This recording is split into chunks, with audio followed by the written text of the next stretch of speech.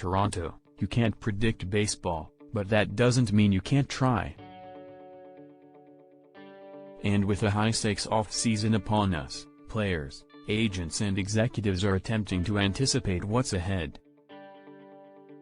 With the 2021 World Series title now Atlanta's, the hot stove season is next, at least in theory.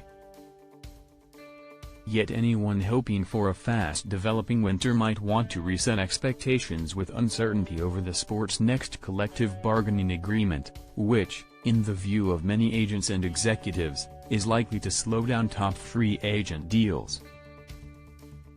Technically speaking, infielders Carlos Correa, Corey Seager, Marcus Semien, Trevor Story and Javi Baez are all free agents and can sign with any team when the quiet period officially ends in 5 days.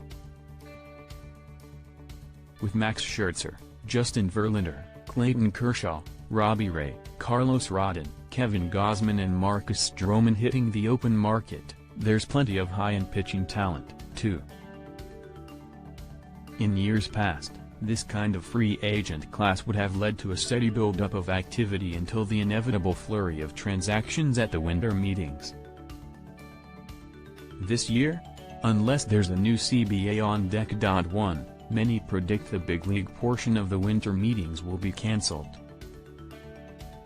Publicly, both MLB Commissioner Rob Manfred and MLBPA Executive Director Tony Clark are optimistic about reaching a new deal.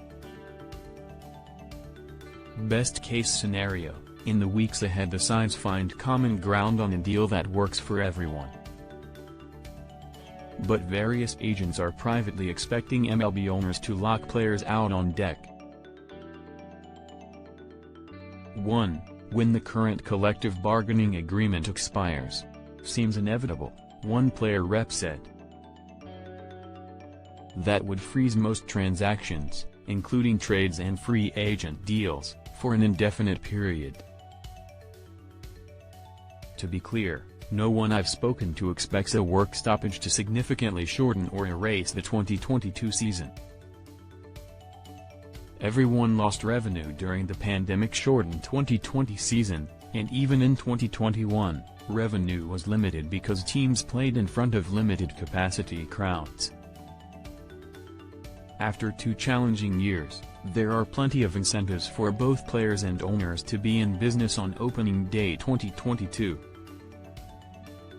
But few would be surprised if CBA talks drag into the new year, then prompt a rapid-fire flurry of transactional activity before or during spring training. A lot of New York lawyers fighting back and forth is not going to end a dispute quickly, one agent said. For the sake of the fans, let's hope cooler heads prevail. Still, before the CBA expires, there's a full month during which teams can theoretically get some real work done. Qualifying offers will proceed as usual, for instance. There's also an expectation that some smaller free agent deals could be completed early. And the trade market has a chance to be very active in the month ahead. Yet the MLB off-season in recent years has generally been unfolding later, and the uncertainty around the CBA likely means that trend will continue. Think about it this way, if a high-payroll team such as the Dodgers, Padres, Red Sox or Yankees is considering a high-priced player, wouldn't a responsible GM want to understand potential competitive balance tax implications before making a final offer? Until there's a new CBA, though, that information is unknowable. Under those circumstances, it's imaginable that teams could wait, even if more clubs are eventually able to bid after a year of improved revenues. And if that's the case, a responsible agent might want to wait, too. Why sign before every last bidder has had a chance to make an offer? Plus, even in a normal year, agent Scott Boras tends to operate slowly, rarely completing major deals in November and more typically waiting until January or February. In a year like this, it's even harder to imagine many Boras clients signing early, and that group includes prominent free agents Scherzer, Seager, and Semien. Even non-Boras clients are impacted when the superagent waits, as the decisions of top players can slow the entire market. Of course, if most top free agents don't sign until a new collective agreement is in place, there could be an unprecedented flurry of activity whenever a deal is reached.